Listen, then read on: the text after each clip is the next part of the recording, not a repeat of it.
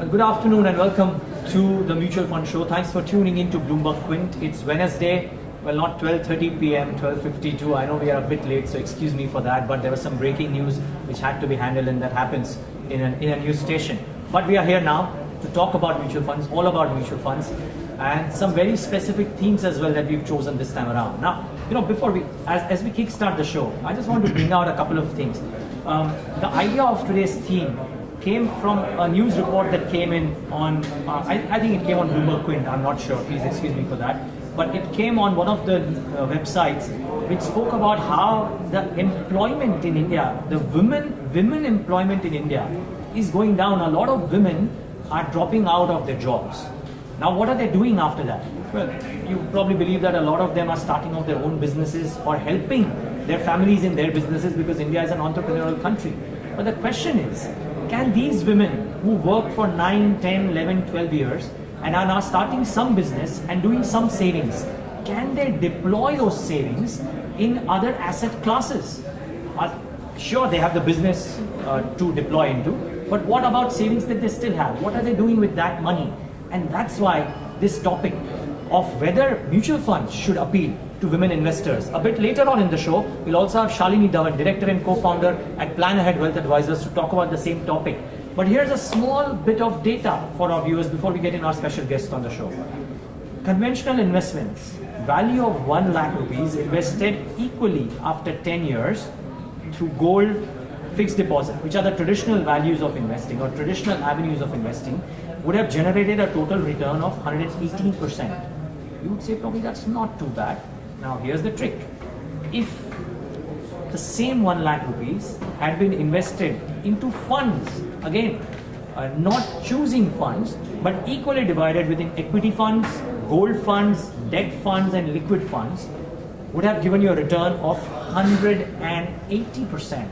That's the difference. Jayesh Khilnani has this very interesting piece of research. Hear out what he has to say. Thank you for that, Neeraj. So today I want to highlight 2 case studies that I did on conventional investments and mutual fund investments. The first one, conventional investments. Let's assume I start with 1 lakh rupees and invest 50,000 each in gold and fixed deposit. After 10 years, what would be the value of the same? Well, fixed deposit would be nearly 90,000 rupees and gold would be about 1.3 lakh rupees. Taking the total investment to about 2.18 lakh rupees, that would result in a yield of about 118% in the conventional style. Now let's compare this with mutual fund investments. The same 1 lakh rupees divided into 4 parts: equities, gold, fixed deposit and liquid funds. So what would be the result after 10 years? Well, I can tell you for sure, significantly higher than the conventional investments. So equity fund would be about 1 lakh, gold fund at 73,000, debt at 56,000 and liquid fund at about 51,000. The total value after 10 years would be about 2.8 lakh rupees. Thus the total return comes out to 180%. So we can conclude that mutual fund investments significantly outperform the conventional investments. Back to you. There you have it, women especially, but even people who are advising women, maybe mutual fund is now a way that women should invest in. Don't just look at gold, don't just look at fixed deposits. Let's look at mutual funds. To talk about this very topic, we've got 2 special guests with us. Radhika Gupta, CEO at Edelweiss AMC, and Harshad Patwardhan, CIO Equities at Edelweiss AMC. Thanks so much both of you for joining us. Thanks. It's coincidental, Radhika, maybe, that we have a woman who is out here to tell women that, hey, invest in mutual funds. Let me ask you first that, honestly, tell me, before you became a part of Edelweiss AMC, and I don't know how long you've been in the asset management business, right, but did you invest in mutual funds? All right. So I've been in the asset management business all my career, and I've only been in the mutual fund business for 6 months. So my answer doesn't carry that much of a mutual fund bias. But I must tell you that even before I joined the mutual fund business, I was primarily investing in mutual funds. Okay. Have you been? Has it been a happy experience? It's been a very happy experience, and I will add the reason I invest in mutual funds is that it's been a very hassle-free experience. It's been a very, very simple experience. When we are women, whether we are at home, whether we are working, there are so many things in life that one has to juggle. And when you think about your money, you're looking for really safety of capital, good governance, nothing will go wrong with my money, no one will run away. It's just in a good place. Yeah. And I don't have to worry about following it on a day-to-day basis. And for me, that's the problem that mutual funds have solved. Yeah, in a big way, I think for all of us. Now, Harshad, women, let's say homemakers, and I think being a homemaker is a big task, a big responsibility, and a very special job that we in India is probably underappreciated. True. But let's assume homemakers have this steady stream of money coming in, either by investments that they've done in the past, or husbands giving them a monthly income, or they're having their own avenues of earning money by which they are getting the money. Sure. They would look for liquidity, they would look for safety, and therefore, because they don't understand mutual funds, maybe it's alien to them. Can mutual funds solve this issue? Radhika is saying it does, but what's your experience? Yes, I think it does. I mean, by definition, open-ended mutual funds give you enormous liquidity, right? That's not a problem. In terms of risk-return spectrum, there are various mutual funds that you can choose depending on your risk appetite, particularly for women who are just about starting to invest in equities, just dipping their toes. There is a set of solution called hybrid funds, which is basically multi-asset fund that you don't have 100% exposure to equities, you have smaller proportion to equities added with debt. That's a good risk-reward equation for somebody who is just about starting to invest in mutual funds on the equity side. Okay. How simple or difficult would it be for a homemaker or a woman who is just starting to earn to start investing in funds, either of you? Okay. I think the process is reasonably simple. Most investors are KYC compliant or can become KYC compliant very, very easily. There are a number of very good quality financial advisors out there who can now guide you as to the process of choosing what funds to invest in, and the mutual fund industry now makes it reasonably simple for you to understand the range of fund offerings out there, as Harshad said. And then once you start, it's a very, very simple process. You make an investment, you can track the price of the investment every day, just like you track the price of a stock. Sure. And you have comfort that it's a regulated investment. You can take your money in open-ended funds out any day of the week. Yeah, well, that's true as well. The other part, Harshad, is that there is one thing to say कि 10 साल पहले पैसा डाला होता तो it would have given 180% returns, fixed deposit or gold, versus mutual funds 180%. ये तो पहले हो गया, आगे की क्या guarantee है? That is one. And two, how safe is it? Because I, as a woman investor, want safety, and gold gives me that safety. Investing in gold lets me have that piece of jewelry or that sikka, which is there with me, it is in my control, versus a mutual fund which I don't know is not in my control. How does one break that veil of thought? Sure. So if you choose a mutual fund, asset management company and a fund scheme which invests in quality businesses, I don't think you should really worry about, or you should lose your sleep over it, because history has shown that quality businesses in India have compounded at a very good rate. Even if you took an average, if you look at an average, let's say Nifty or Sensex, which is like an aggregate, over long periods of time they have delivered 15 to 17% earnings growth, and over long periods of time markets have mirrored those kind of returns. As I said, if you choose the right AMC and if you choose the right mutual fund, keeping quality in mind, I don't think you should lose your sleep over. But is an equity fund the only option? Jayesh was talking about how if you had invested 1 lakh across categories, you mentioned about a hybrid fund, yes, but a debt fund, a gold fund, and an equity fund, you would still have made better returns than an FD and gold. Is that a wise option, or would you believe that while it's good to think that there is safety here, but it's probably better to invest in pure play equity funds? What would your advice be? No, a first timer woman investor. Yes. Yeah. So I would want advice from both of you. Yeah, sure. So the most important thing is what Radhika said, that there are many good financial advisors these days. So the most important thing to do is to consult a good financial advisor and draw an asset allocation in line with the risk appetite and the future needs, and then decide which are the kind of funds that I want to invest in. The proportion can be, I don't know, it could be 30% equity, 50% pure equity, some debt. The hybrid funds that I was alluding to actually offer you a good advantage of investing in multiple asset classes while still having the tax advantage of investing in an equity fund. Okay. Okay, Radhika, you want to second that answer? Yeah, no, I would agree with Harshad. I think it's very important, man or woman, and especially for women and investors, to identify what stage and what your investing needs are. An advisor will assist you with this. So if you're a young woman who's just started earning, you probably have a higher risk profile, and your time horizon, as Harshad said, is much longer. So could you do 60% in an equity fund and 40% in debt? Probably. If you are 35 or 40 and you are a homemaker and you don't have a large stream of income, or you are someone who's retiring and is looking for capital protection, then the right answer is certainly not 100% equity. It is probably something like 20-30% equity and 80% fixed deposits. As Harshad said, you could take two approaches to this problem. One is to decide how much equity I'll do, how much debt I'll do. Or if you don't want to do that decision making, you could turn to the hybrid funds, which solve that problem for you as well. Okay. Now, I also have a friend who is joining on the show, and I know that she is she's somebody who is an active worker. So she's not technically just a homemaker, but she also has a housing loan EMI to pay. Okay. So there is a large stream of income, but there's an equally large stream of expense that is happening. Right. Going into EMIs, going into the daily needs that you have to do, holidays, so on and so forth. How do women like these find out or take the money out, and what avenues exist for them to invest in? Yeah. Either of you again.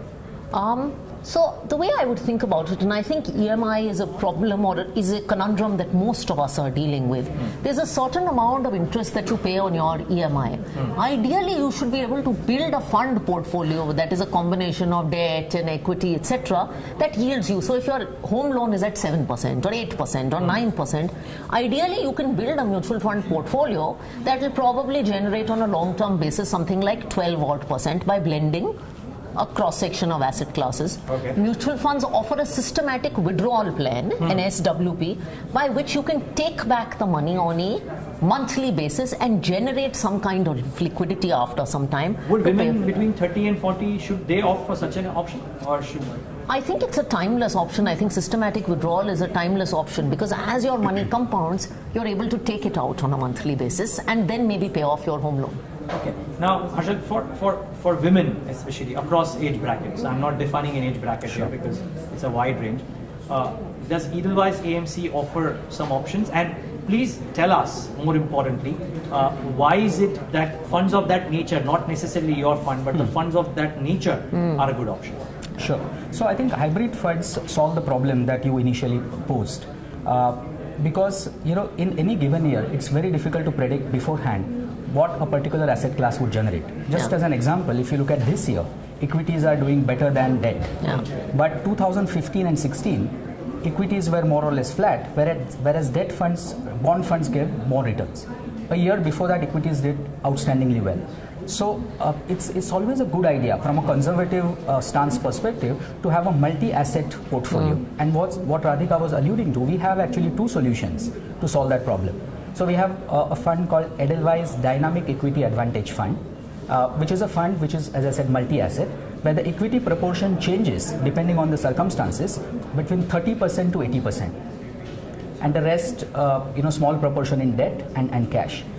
So that is a fund where that fund, by the way, is doing extremely well this year in the balanced fund category.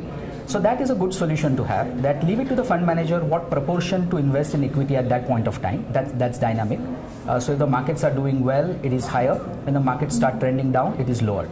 So that is one good solution to look at. For more conservative investors, we have another fund called Edelweiss Equity Savings Advantage Fund, where the proportions are not dynamic, it's stable. So it's 1/3, 1/3, 1/3. 1/3 in equity, 1/3 in debt, and 1/3 in arbitrage position. So these are the two solutions. The second one is for more conservative investors. The first one is for investors who are prepared to take a little more risk. Okay. Now, before we wrap this discussion, and we will continue this discussion on investing from a perspective of a woman investor, whether starting off on the income stream or midway through that, or a homemaker. But there is a question that is coming from a Mr. Uday Singh. Sure. It is more generic in nature. It's not necessarily pertaining to only women investors, but it's a universal question, if I may. And therefore, the question is, he is asking And I want to know what all parameters one needs to keep in mind while comparing mutual fund products. Debt versus debt, equity versus equity. Is there a short answer to this? Either of you. I think, the short answer, I don't know if there's a short answer to this, I'd say 2-3 points. One, compare apples to apples. Don't compare debt to equity or funds with 60% equity to funds with 30% equity. But compare apples to apples. Okay.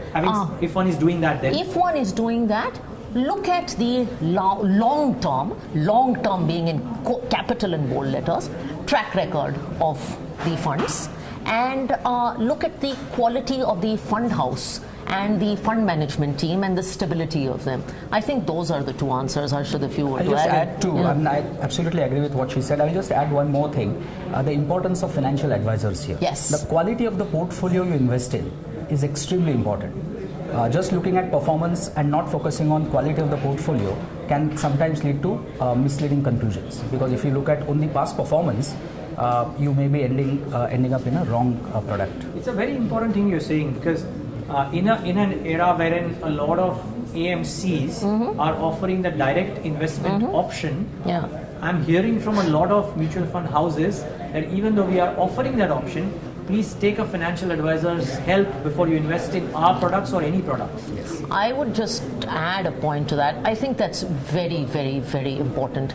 I'll give you the counsel. You talk about the direct plan and say maybe you'll save 1% by not using a financial advisor. When you go to a doctor, when you go to a tax counsel, when you go to a legal counsel, we don't think about 1%. Money is very, very hard earned. It's very, very important. And the difference between a good financial advisor or poor quality investment is far more than the 1% or 0.5% you'll save by doing a direct plan. I think our own experience has been money that's invested with financial advisors definitely goes through a better experience. Heartening to hear this. Maybe we should have a segment on the importance of financial advisors on the mutual fund show sometime. But thank you so much, both of you, for taking the time out and joining us. That's the Edelweiss AMC think tank talking about why is it or how is it that women investors can invest. We actually discussed a lot of topics beyond just purely women investors as well.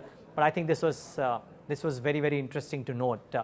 Keep in mind, what we are not trying to say via this episode that women should invest in a different way compared to what other investors do. But are there specialized products, considering the nature of women and how safety is probably more paramount if you're a homemaker? Then yes, the option is that the answer is a yes. Just in moments from now, we'll have a financial advisor come in as well and talk about how is it that all of you can choose different kinds of funds. I know a lot of us want the flexibility of a financial advisor advising us. We want a financial advisor to come in and tell us what kind of funds should be chosen, what mutual fund houses should be chosen, and I think that's the attempt of the next 5 minutes or 10 minutes of the show, when we get in a financial advisor and talk about that. Keep in mind, the whole purpose of the show is to try and help you invest better into mutual funds. Today's topic is how should women investors approach investing in mutual funds, whether they should choose hybrid funds, whether they should choose gold funds, whether they should invest across mutual fund categories in order to get better returns. And that's the question or set of questions that is happening to our next guest as well. As I told you before the show, Shalini Dhawan, director and co-founder of Plan Ahead Wealth Advisors, and she joins us right now on the show. Shalini, great having you. Thanks so much for joining in. Yeah, so we were just having an elongated discussion with the Edelweiss AMC team about how women investors should choose mutual funds now. How long have you been investing in mutual funds? Well, ever since I became an advisor, I think. Which is how long? Which is about 14 years now. 14 years that you've been investing in mutual funds. I've been tasting my own medicine. Did you actually invest in other products before you started investing in mutual funds? Yes, a lot like I was a salaried individual before that. So a lot like any salaried individual, I would basically just rush up towards tax time when my finance or accounts asked me for any tax saving investments, and I mean I would just grab the next product that came to me suggested by family or friend and go ahead and invest into that without really even looking at any other options or whatever, because it was I guess we were probably in an era where like there weren't so many opportunities. There was probably the LIC or maybe a few But now there are more providers options. Yeah, there are so many more So options. what with made you funds. change? Moving think from a fixed awareness- deposit gold to mutual funds. I think awareness that there are so many more options, and mutual funds are now giving us so many more options available today. I mean, even as we speak, there are so many new products that are going to be launched in the mutual fund market. Now that we're talking about, ETFs and new ETFs that are going to come in. Of course, that's a little bit evolved. Like, if you would talk of a early or a new investor coming into the market, they would probably want to look at the basics of mutual funds first. Okay, so before we get to some funds, just one or two couple of quick questions. Sure. One is there a different way in which a woman investor should invest in mutual funds versus a male investor? I mean, and actually let me kind of qualify my question.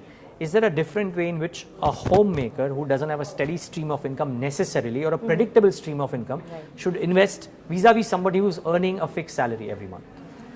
Well, yes, of course. I guess whether it is a woman or a man, basically it is about having your own or making yourself comfortable with the fact that you're now investing in a mutual fund. And therefore, I mean, as an advisor, I would probably ask a woman investor to look at, a basic fund like a debt fund or a liquid fund, to start investing, maybe make a monthly, what you call a systematic investment plan, just so that she starts getting comfortable with the whole idea of investing in mutual funds. Yeah. Because we wouldn't want a scenario where there is a homemaker who starts maybe a systematic investment plan, say a few thousand rupees in a balanced fund, in a hybrid fund or an equity fund, and the market say corrects, and then suddenly the whole concept of mutual funds becomes like a no-no for her. Got it. So therefore, moving from, say, instead of keeping money in a savings account or in a recurring deposit, to start maybe a liquid fund investment SIP or a debt fund investment SIP, more just for her to understand how does the whole mutual fund experience pan out for her. So I think that's probably the first steps I would suggest. Okay. And of course, then one can really look at the entire range. There are many options available for investors, whether men or women. Okay, that's good to know, and which is why I said, I think we don't want to differentiate between men and women necessarily. Right. But let's try and figure out options that an investor has right now. One, I want you to give me two answers. One, from a perspective of somebody who has a steady stream of income, Sure. but has a steady stream of expenses as well, Sure. is a woman, and therefore maybe by nature a bit more conservative Sure. than an aggressive investor. There Sure. are women who are aggressive investors. I'm not trying to be Right. sexist here in any way Right, whatsoever. right. Yeah, but that's just the nature of how Indian women have grown, right? Right, right. They are probably better investors because they have more patience and they have a right. long-term view. So that is Right, one. yeah. And two, from a perspective of somebody who is a homemaker and Right. doesn't have a steady stream of income, Right. what are the fund options available to invest in? Well, What would be fund- your top favorites? Well, and why? fund fund options, there are many, and again, for someone who is, say, even a salaried,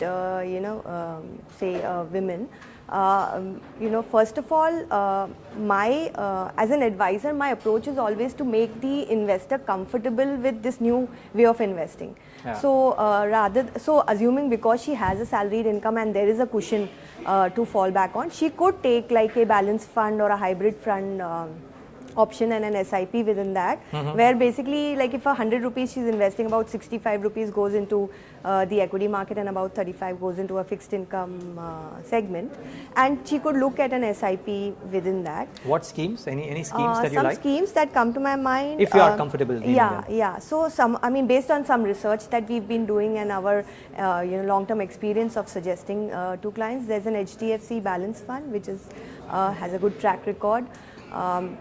We also do have a balance fund in the Birla AMC. Birla Balance 95 is also a good option. So these two things again, while suggesting funds, we also do keep in mind that there has to be a long-term track record that a particular scheme has shown, because that instills confidence in someone who's looking at mutual funds for the first time. Now, if we shift to the homemaker scenario, again, that lady could look at balance funds, but again, I would go back to suggesting a liquid or a debt option, because she would probably be doing some kind of an RD or a bank FD and is kind of comfortable with a straight line investing method in that sense. So it would be far easier to explain to her a debt fund and maybe a systematic investment in a debt fund because in likeness it's quite close to an RD in that sense. Okay. Yeah, so I think that would be one difference, and probably take a span of time of 6 months or a year before you graduate the homemaker to the next set, maybe a hybrid, or rather than going into 100% or diversified equity oriented. I have one last question on the show. Sure. This is for my mother-in-law. Okay. She wants to buy a piece of jewelry 5 years down the line. Okay. She's a homemaker, doesn't have a steady stream of income, but can Sure. blackmail my father-in-law into giving her whatever amount she wants. Okay. What should she do?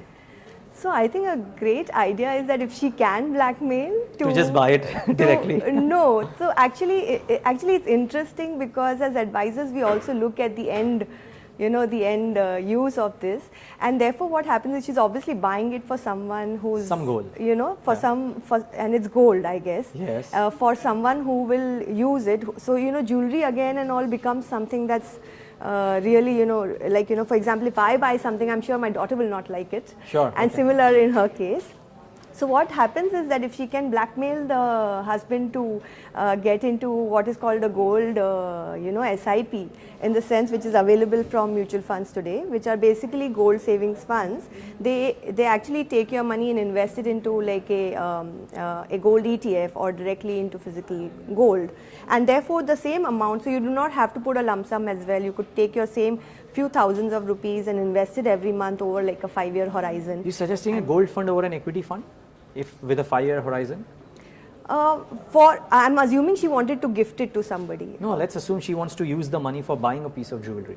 For buying a piece of jewelry. So again, what happens is that buying, investing in a gold fund is exactly like as if she was saving towards buying that piece of jewelry. Okay. So that the price movement on that particular asset that the corpus that she is generating will be very much in line with what she's ending to, hoping to end up with.